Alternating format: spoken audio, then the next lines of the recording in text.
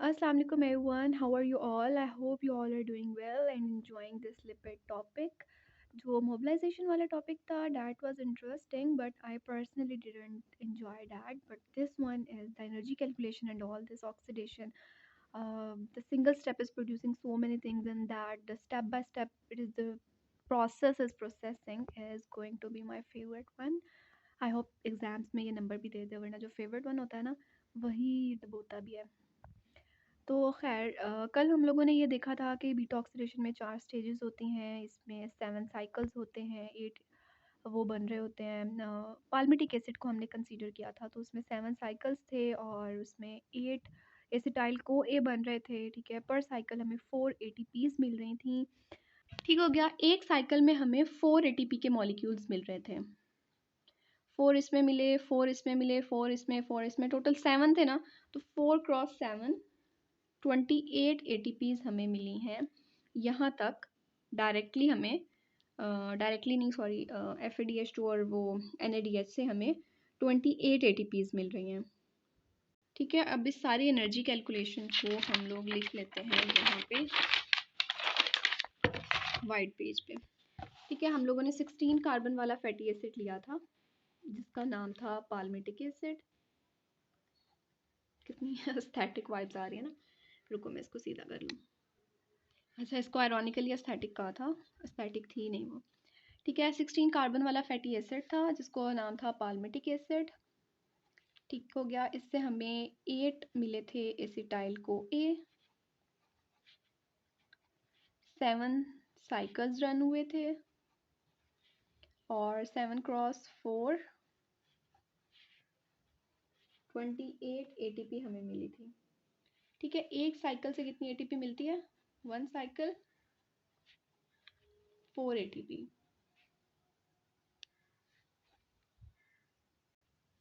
और एक साइकिल में हमें कितने एसिटाइल CoA मिलते हैं? एक साइकिल रन होता है यहाँ से यहाँ तक 16 वाला, 14 वाला कार्बन बचा और प्लस 2 एसिटाइल CoA। तो एक साइकिल में हमें कितने एसिटाइल CoA मिले थे? 2 एसिटाइल CoA मिल रहे थे, एसिटाइल CoA। ठीक है, और ये टोटल 7 साइकिल्स में हमें 8 मिले हैं। ठीक है, पूरे साइकिल में हमें 2-2 एटीपीज मिल रहे हैं, लेकिन जो आखिरी वाला साइकिल है ना, उसमें हमारे 2 वो मिल रहे हैं एसिटाइल CoA। एक ये 2 का मतलब 2 कार्बन है। ठीक है, 2 carbon plus 2 carbon acetyl CoA। हर साइकिल में हमें एक एसिटाइल CoA मिल रहा है, लेकिन जो लास्ट साइकिल है उसमें हमें 2 एसिटाइल CoA मिल रहे हैं। 16 कार्बन वाला पाल्मिटिक एसिड था, 8 हमें इसमें एसिटाइल CoA मिले, जितना क्योंकि 16 वाला ना, तो 2 कितने हुए, 1 2 3 4 5 6 7 8, ये फॉर एग्जांपल अभी 8 बनाया, ये इतना ही आगे और लंबा हो जाएगा। ठीक है, एसिटाइल CoA में 2 कार्बन होते हैं, एक सेट एसिटाइल CoA का ये निकल गया।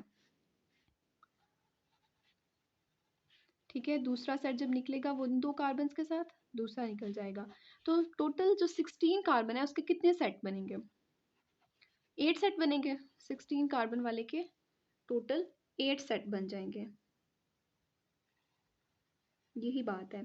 और साइकिल्स कितने थे? 7 थे। फिर एटीपी हमें एक साइकिल में, पर साइकिल हमें 4 एटीपी मिल रही थी। 7 साइकिल्स में हमें 28 एटीपीज मिली हैं और एक साइकिल में 2 एसिटाइल CoA थे।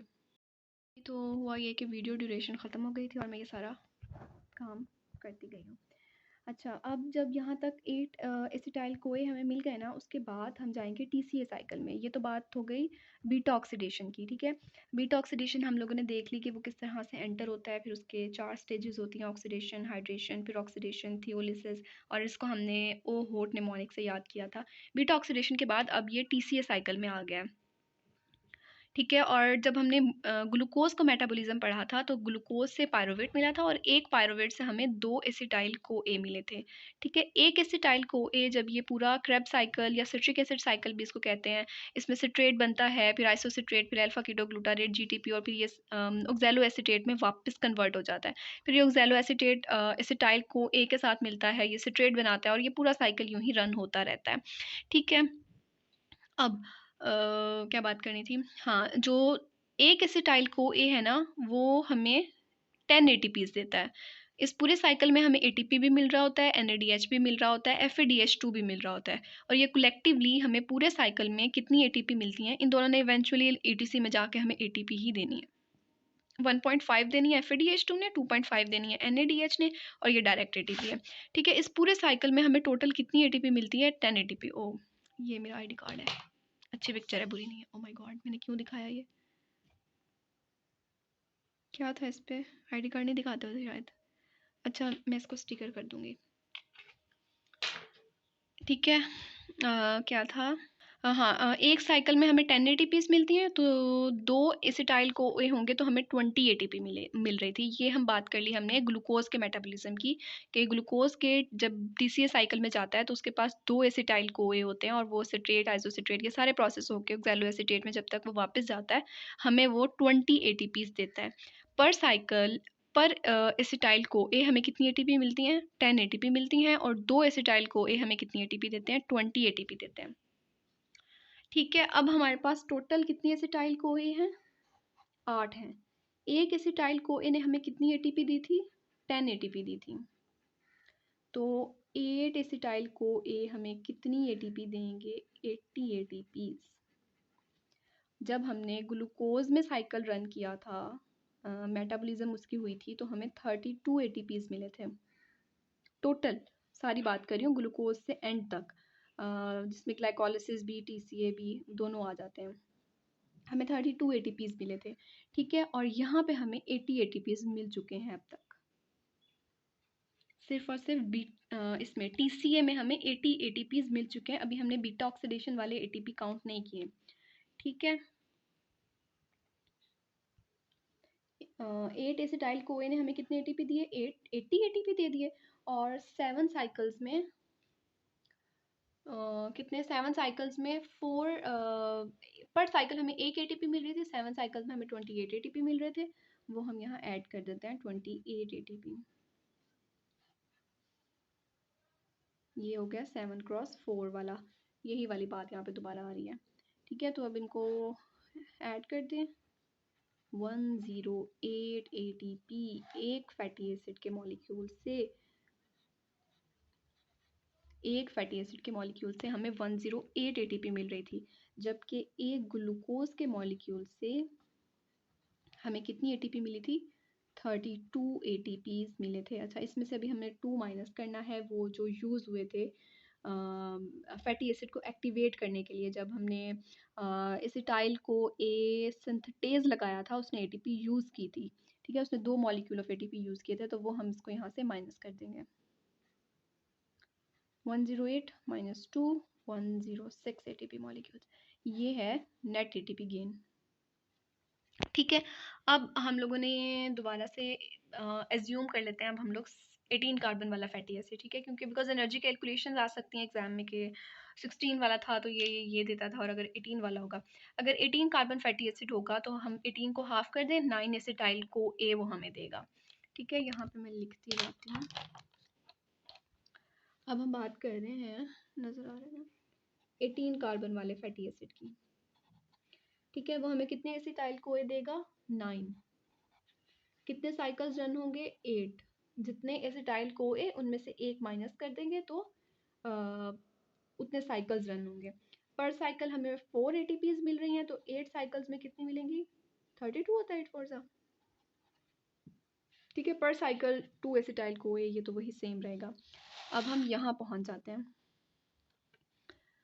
एक एसिटाइल को ए हमें 10 एटीपीज दे रहा था। यहाँ पे एसिटाइल को ए कितने बने हैं? 9। तो 9 एसिटाइल को ए हमें कितनी देंगे? 90 एटीपीज प्लस 32 ये वाली डिटॉक्सिडेशन में जो बनी है, तो ये कितनी हो गई? 2 9 10 11 12। और इसमें से हमने 2 माइनस करनी है, जो हमने यूज़ की थी फैटी एसिड को एक्टिवेट करने के लिए। टोटल 120 एटीपीज मिलेंगे। तो ये एनर्जी कैलकुलेशन आनी चाहिए, जितने भी number of carbon fatty acid आ जाए उसमें से इतनी एटीपीज इवेंचुअली हम लोगों ने निकालनी है। ये एनर्जी कैलकुलेशन हमें आनी चाहिए। ठीक है, अब हम लोग अपने नोट्स में देख लेते हैं इसी सारी चीज़ को।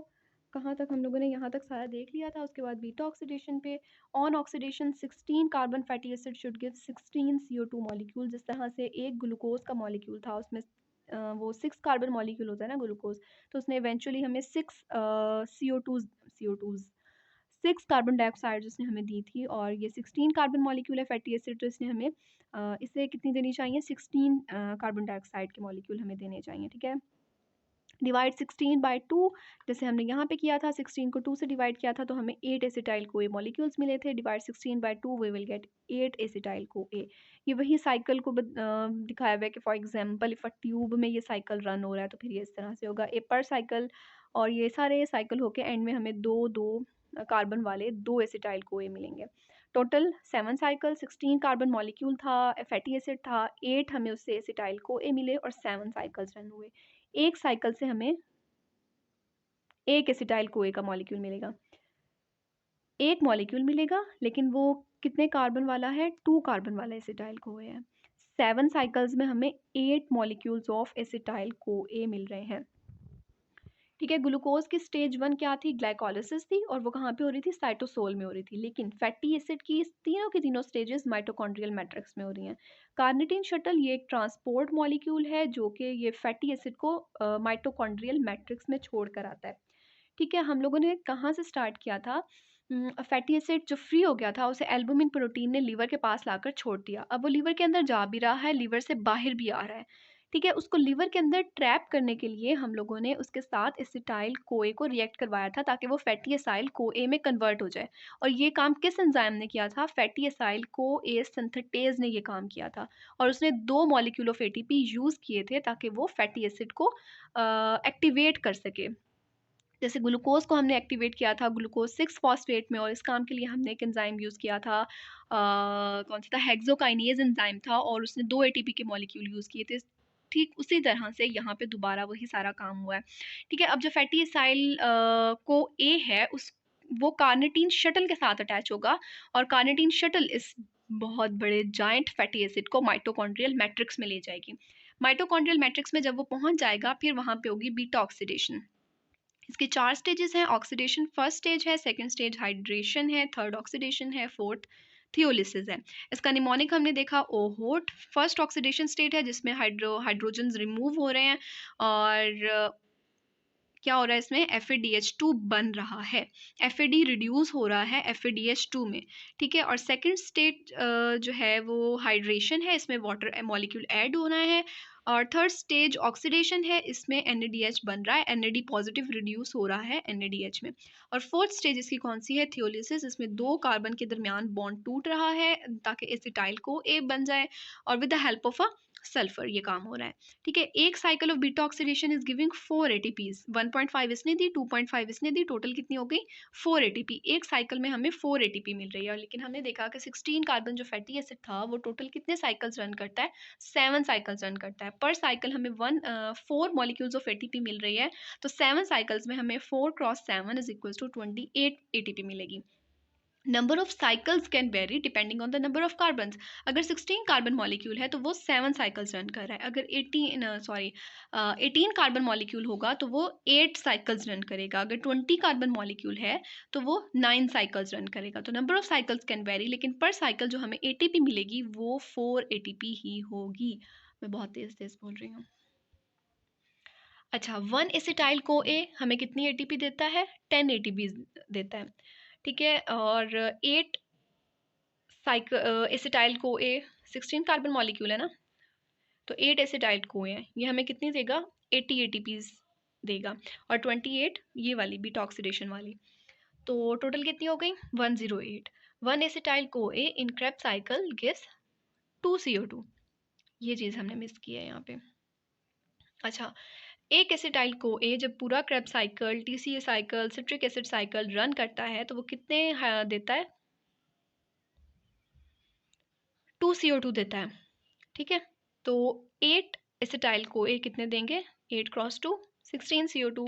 यही चीज़ हमने देखी थी कि जब ग्लूकोज की ऑक्सीडेशन हो रही है, ग्लूकोज एक 6 कार्बन मॉलिक्यूल है, वो हमें कितने CO2 दे रहा था, 6 CO2 दे रहा था। तो जब ये है 16 कार्बन फैटी एसिड है, इसने इवेंचुअली जो कार्बन है एटीपी तो हमने इसमें से एक्सट्रैक्ट कर ली, ठीक है। अब जो हाइड्रोकार्बन चेन थी उसमें जो कार्बन है वो CO2 के जरिए CO2 की फॉर्म में एक्सहेल हो जाएगी, ठीक है। तो 16 कार्बन फैटी एसिड ने हमें कितने CO2 दिए? 16 CO2 दिए। एक एसिटाइल कोए ने हमें कितने CO2 दिए थे? 2 CO2 दिए थे। 2 कार्बन मॉलिक्यूल था ना, तो वो 2 CO2 में कन्वर्ट हो गए दोनों के दोनों कार्बन।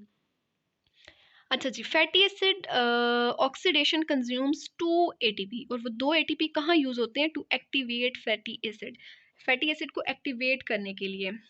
फैटी एसाइल को ए में जब हमने कन्वर्ट किया था फैटी एसिड को with the help of fatty acyl को ए सिंथेटेज, तो हमने वहां पे 2 एटीपी यूज किए थे। जैसे हमने ग्लूकोज की एक्टिवेशन में 2 एटीपी यूज किए थे to convert it into glucose 6 phosphate with the help of which enzyme? Hexokinase enzyme, ठीक है। This activation happens in cytosol, ये एक्टिवेशन साइटोसोल में हो रही है। उसके बाद जो कार्निटीन शटल है वो माइटोकॉन्ड्रिया की आउटर मेम्ब्रेन के साथ अटैच है, ठीक है। उस माइटोकॉन्ड्रिया की मेम्ब्रेन, सॉरी, इस कार्निटीन शटल के साथ अब इसने जुड़ जाना है फैटी एसाइल कोए ने, और फिर उस कार्निटीन शटल ने इसको अंदर लेकर आना है माइटोकॉन्ड्रिया के अंदर, ठीक है। This activation happens in cytosol mitochondrial membrane bounded process, ये माइटोकॉन्ड्रियल मेम्ब्रेन बाउंडेड प्रोसेस है, ठीक हो गया। कार्निटीन शटल जो है is a amino containing small organic molecule, amino containing small organic molecule है। और ये मेरा कैप पड़ा है और ये पॉइंटर पड़ा है, ये खुला हुआ था ना, मैंने कहा इसको बंद कर दूं। अच्छा, उसके बाद मोनो अनसेचुरेटेड, हमने जब यहाँ पढ़ा था ना तो हमने देखा था जो सैचुरेटेड फैटी एसिड्स हैं उनकी ऑक्सीडेशन डिफरेंट है, अनसैचुरेटेड की डिफरेंट है, इवन नंबर फैटी एसिड की ऑक्सीडेशन डिफरेंट होती है, ऑड नंबर फैटी एसिड की ऑक्सीडेशन डिफरेंट होती है। तो अब यहाँ बताया जा रहा है कि मोनो अनसैचुरेटेड जो फैटी एसिड्स है ये तो सैचुरेटेड था, ठीक है, लेकिन अगर उसमें अनसैचुरेशन प्रेजेंट है और एक जगह अनसैचुरेशन प्रेजेंट है, यानी वो मोनो अनसैचुरेटेड कंपाउंड है, तो उसको एक और एंजाइम की ज़रूरत होगी जिसका एंजाइम का नाम है आइसोमेरेज एंजाइम। अगर वो पॉली अनसैचुरेटेड एंजाइम है तो फिर उसको 2 एक्स्ट्रा एंजाइम्स की ज़रूरत होगी बीटा ऑक्सीडेशन में टू गिव एसिटाइल कोए, ठीक है। इसमें जब हम लोग स्लाइड्स रीड करेंगे तो फिर उसमें एंजाइम्स पढ़ेंगे, लेकिन हमने एंजाइम्स के नाम याद नहीं करने, हमने उनके स्ट्रक्चर्स याद नहीं करने, सिर्फ हमने प्रोडक्ट देखना है कि इस स्टेप में ये प्रोडक्ट बन रही है, फिर इस स्टेप में ये प्रोडक्ट बन रही है, और उसमें ये चीज़ यूज़ हो रही है और ये चीज़ मिल रही है हमें। लाइक बेसिकली हमने एटीपी की ही कंजम्पशन देखनी है, बाकी भी अगर कुछ और भी यूज़ हो रहा है, और कुछ क्या यूज़ होता है और कुछ भी यूज़ नहीं होता, तो वो हमने नहीं देखना, ठीक हो गया। Mono unsaturated fatty acid needs 1 extra enzyme in the beta oxidation. Beta oxidation का काम क्या है कि ये फैटी एसिड को फैटी एसाइल को ए में कन्वर्ट कर रहा है, ठीक है। बीटा ऑक्सीडेशन में मोनो अनसैचुरेटेड फैटी एसिड के केस में हमें एक एक्स्ट्रा एंजाइम चाहिए होगा, और वो एंजाइम कौन सा है? Isomerase enzyme. Poly unsaturated fatty acid है अगर, तो हमें 2 एक्स्ट्रा एंजाइम्स चाहिए होंगे, और वो एंजाइम कौन कौन से हैं? आइसोमेरेज और रिडक्टेज। मोनो अनसैचुरेटेड के केस में एक एक्स्ट्रा एंजाइम चाहिए, आइसोमेरेज। पॉली अनसैचुरेटेड के केस में 2 एक्स्ट्रा एंजाइम्स चाहिए, the one is isomerase and the other is reductase. और ये सब ये हमें कहाँ चाहिए? बीटा ऑक्सीडेशन में चाहिए। MUFA mono unsaturated fatty acid, इसमें हमें आइसोमेरेज चाहिए, poly unsaturated fatty acid we need 2 extra enzymes, the one is isomerase and the other one is reductase, ठीक है। saturated and unsaturated fatty acid have different oxidation, और इसी तरह से जैसे इवन नंबर जो फैटी एसिड है या ऑड नंबर फैटी एसिड है वो डिफरेंट ऑक्सीडेशन उसको चाहिए होती है, ठीक है। अब इवन वाली तो हमने पढ़ ली कि कार्बन जो है ना वो 16 कार्बन था, उससे 8 एसिटाइल को ए बने और फिर वो कन्वर्ट हो गया। लेकिन अगर ऑड नंबर कोई कार्बन है, लाइक फॉर एग्जांपल अगर 16 वाली हमने पढ़ ली ना, अगर 15 वाला है, ठीक है, तो 15 वाले से पहले 2 रिमूव होंगे, 13 बन जाएगा। फिर 13 वाले से 2 और रिमूव होंगे, 11 बचेगा, 9 7 5, नजर आ रहा है ना, ठीक है। अब ये 5 वाला दोबारा साइकिल रन होगा और 5 में से 3 बचेंगे। अच्छा, अब 3 बच गए।